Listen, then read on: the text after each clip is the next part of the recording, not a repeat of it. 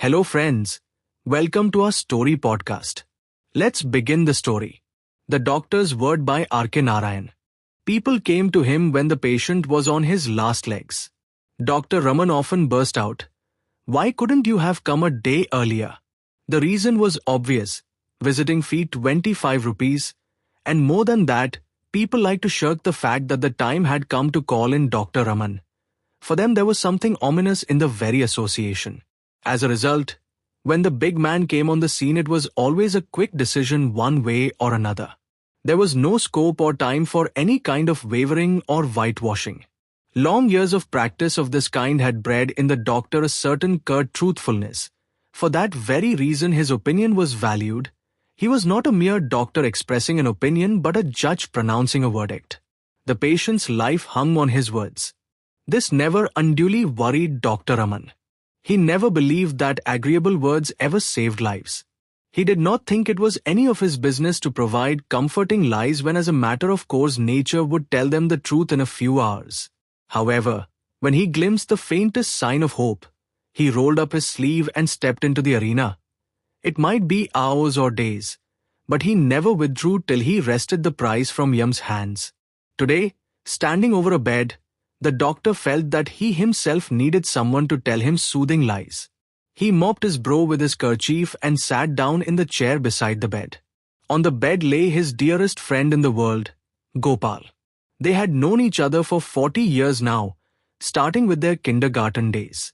They could not, of course, meet as much as they wanted, each being wrapped in his own family and profession. Occasionally, on a Sunday, Gopal would walk into the consulting room and wait patiently in a corner till the doctor was free. And then they would dine together, see a picture and talk of each other's life and activities. It was a classic friendship, which endured untouched by changing times, circumstances and activities. In his busy round of work, Dr. Raman had not noticed that Gopal had not called in for over 3 months now. He only remembered it when he saw Gopal's son sitting on a bench in the consulting hall one crowded morning. Dr. Raman could not talk to him for over an hour. When he got up and was about to pass on to the operating room, he called up the young man and asked, "What brings you here, sir?" The youth was nervous and shy. "Mother sent me here. What can I do for you?" "Father is ill. It was an operation day and he was not free till 3 in the afternoon." He rushed off straight from the clinic to his friend's house in Lolly Extension. Gopal lay in bed as if in sleep. The doctor stood over him and asked Gopal's wife, "How long has he been in bed?" "A month and a half, doctor." "Who is attending him?" "A doctor in the next street. He comes down once in 3 days and gives him medicine." "What is his name?" He had never heard of him. "Someone I don't know. But I wish he had had the goodness to tell me about it." Why couldn't you have sent me word earlier? We thought you would be busy and did not wish to trouble you unnecessarily." They were apologetic and miserable. There was hardly any time to be lost. He took off his coat and opened his bag. He took out an injection tube. The needle sizzled over the stove. The sick man's wife whimpered in a corner and essayed to ask questions. "Please don't ask questions," snapped the doctor. He looked at the children who were watching the sterilizer and said, "Send them all away somewhere, except the eldest." He shot in the drug, sat back in his chair and gazed at the patient's face for over an hour. The patient still remained motionless. The doctor's face gleamed with perspiration and his eyelids drooped with fatigue. The sick man's wife stood in a corner and watched silently. She asked timidly, "Doctor, shall I make some coffee for you?" "No," he replied, although he felt famished, having missed his midday meal. He got up and said, "I will be back in a few minutes. Don't disturb him on any account." He picked up his bag and went to his car. In a quarter of an hour he was back, followed by an assistant and a nurse. The doctor told the lady of the house, "I have to perform an operation." Why? She asked faintly. "I will tell you all that soon. Will you leave your son here to help us? And go over to the next house and stay there till I call you." The lady felt giddy and sunk down on the floor, unable to bear the strain. The nurse attended to her and led her out. At about 8 in the evening, the patient opened his eyes and stirred slightly in bed. The assistant was overjoyed. He exclaimed enthusiastically, "Sir, he will pull through." The doctor looked at him coldly and whispered, "I would give anything to see him pull through, but the heart. The pulse has improved, sir."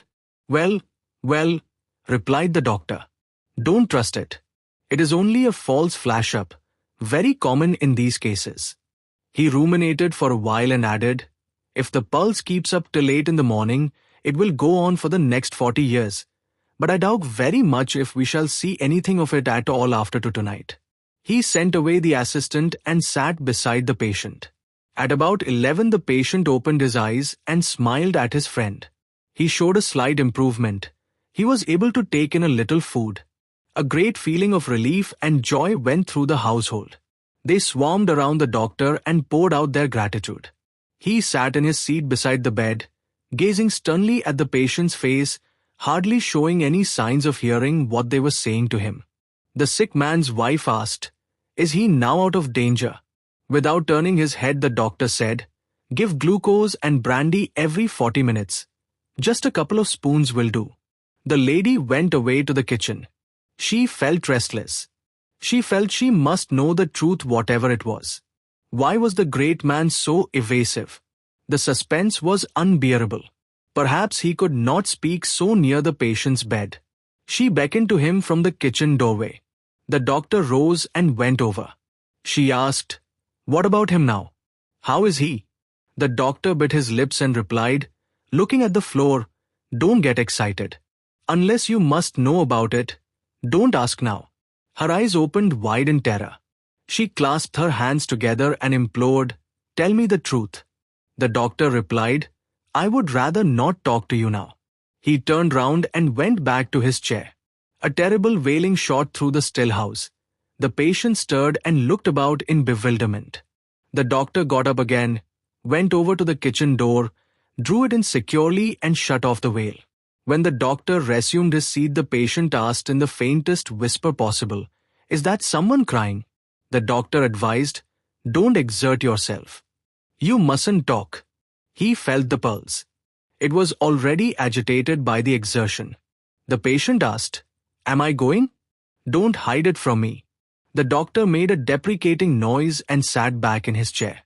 He had never faced a situation like this. It was not in his nature to whitewash. People attached great value to his word because of that. He stole a look at the other. The patient motioned a finger to draw him nearer and whispered, "I must know how long I am going to last. I must sign the will. It is all ready. Ask my wife for the dispatch box. You must sign as a witness." "Oh," the doctor exclaimed, "you are exerting yourself too much. You must be quieter." He felt idiotic to be repeating it. How fine it would be, he reflected, to drop the whole business and run away somewhere without answering anybody any question. The patient clutched the doctor's wrist with his weak fingers and said, "Ramu, it is my good fortune that you are here at this moment. I can trust your word. I can't leave my property unsettled. That will mean endless misery for my wife and children. You know all about Subbiya and his gang. Let me sign before it is too late. Tell me." "Yes, presently," replied the doctor. He walked off to his car, sat in the back seat and reflected. He looked at his watch. Midnight. If the will was to be signed, it must be done within the next 2 hours, or never. He could not be responsible for a mess there. He knew the family affairs too well and about those wolves, Subbiya and his gang. But what could he do? If he asked him to sign the will, it would virtually mean a death sentence and destroy the 1,000th part of a chance that the patient had of survival. He got down from the car and went in. He resumed his seat in the chair. The patient was staring at him appealingly. The doctor said to himself, "If my word can save his life, he shall not die. The will be damned." He called, "Gopal, listen." This was the first time he was going to do a piece of acting before a patient, simulate a feeling and conceal his judgment. He stooped over the patient and said, with deliberate emphasis, "Don't worry about the will now. You are going to live. Your heart is absolutely sound. A new glow suffused the patient's face as he heard it. He asked in a tone of relief, "Do you say so? If it comes from your lips, it must be true." The doctor said, "Quite right. You are improving every second. Sleep in peace. You must not exert yourself on any account. You must sleep very soundly. I will see you in the morning." The patient looked at him gratefully for a moment and then closed his eyes. The doctor picked up his bag and went out, shutting the door softly behind him. On his way home, he stopped for a moment at his hospital, called out his assistant and said, "That lolly extension case. You might expect the collapse any second now. Go there with a tube of in hand and give it in case the struggle is too hard at the end. Hurry up." Next morning, he was back at lolly extension at 10. From his car, he made a dash for the sick bed. The patient was awake and looked very well. The assistant reported satisfactory pulse. The doctor put his tube to his heart, listened for a while and told the sick man's wife, "Don't look so unhappy, lady. Your husband will live to be 90. When they were going back to the hospital, the assistant sitting beside him in the car asked, "Is he going to live, sir?" "I will bet on it. He will live to be 90. He has turned the corner. How he has survived this attack will be a puzzle to me all my life," replied the doctor. See you in the next video. Please don't forget to like and subscribe.